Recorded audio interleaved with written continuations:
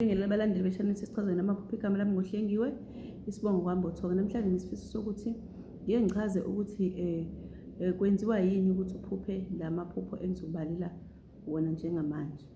Shuthi lamaphupho engikhuluma ngawo amaphupho asuke ekhombisa ukuthakathwa okuhambisana nokufa, ukuthi ukuthakatha abakuthakathela kona kona ukugangwa kuwe okukhona abakwenza akusikona nje ukuthi kuganga kokuthi bafuna uhlupheke kuphela, noma basuke befuna ukuthi into yakho ingalungi, kodwa basuke bethakathele ukuthi nje bathathe umphefumulo wakho uqobo lwawo. Shuthi kahle kahle usuke ungumuntu abangamfuna ukumbona, ngoba shuthi indlela owenza ngayo izinto abayithandi, hhayi ngoba iyimbi, kodwa emehlweni abo basuke bengayifuni umuntu nje mayiganga inhliziyo yakhe isuke ingakuzwa kahle wena, ngoba wenza hlampe kangcono kunalowo muntu.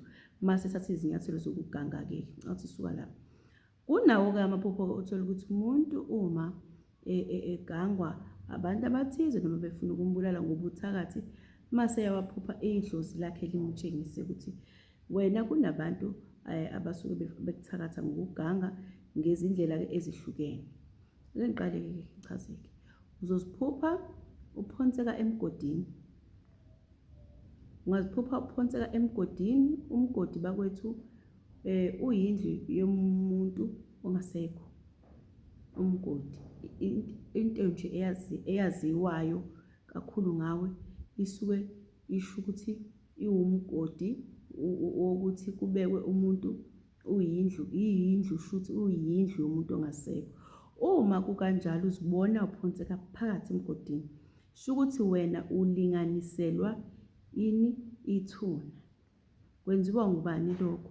Kwenziwa ilaba bantu osuke ungabazi, kodwa abasuke benza ini? Ukuganga phezu kwakho, ukuthi indlela abazokuganga ngayo kulokhu noma abazokwenza yona angeke beze bekushiye, bafuna ukuthi baqede ngawe. Mase kube ukuthi lento uma beyenza-ke bayenza ngemithi, mhlawumbe omunye angavele ashawe istroke athule lapho esheshayo leyo.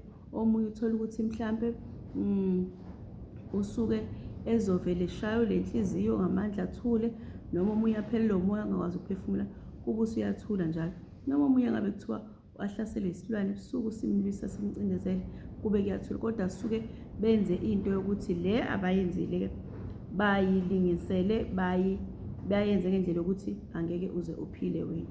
Usuke kusho izinto ezinjengalezo ngayo noma ngayiphi indlela basuke becuphe ngayo. Kuphinde futhi kube lapho khona uziphupha khona ugwazwa umuntu ungaboni, okusho ukuthi lapho usuke kwenza ini? Usuke kuthumela ngento ezokwenza ukuthi yabo, njengoba ekugwaza kanti usuke ekhomba wena ngezinto ezithize, kwakhiwe isithixwanyana esinguwe lapho sigwazwe. Nasikhathi benza lento le basuke belinganisa le ngozi abayifunayo phezu kwakho, noma basuke belinganisa lesi sifo esithize esizokwenzeka phezu kwakho. Yingakho nje usuke ubona umese ugwaza wena, ushuke kukhonjwa wena, kodwa ngokunjani?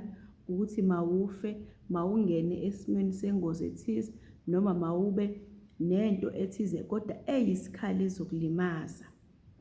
Ulimale, mhlawumbe ungalimala ngemoto, mhlawumbe ungalimala ngokuthi mhlawumbe ushayiswe imoto, noma ulimale ngetekisi nonke, isikhali leso. Ingakho kuba omese bakhomba into ethize ezodala ingozi phezu kwakho. Ufuna ungizwe kahle mangikhuluma ngomese, abantu laba basuke behambela wena ngemuva, noma basuke bekwazi abathakatha wena, kodwa uthola ukuthi noma bathakatha noma ubani uphupha umese, isikhali leso. Sho ukuthi basuke bekuthakatha ngento ezokwenze njani?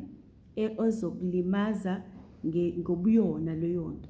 Uma uphonseka emgodini basuke bezothumela isilwane esizolwa nawe ngqo ekulaleni kwakho, kodwa uma ngomese basuke bekhomba wena ukuthi wena mawufe ngesikhali.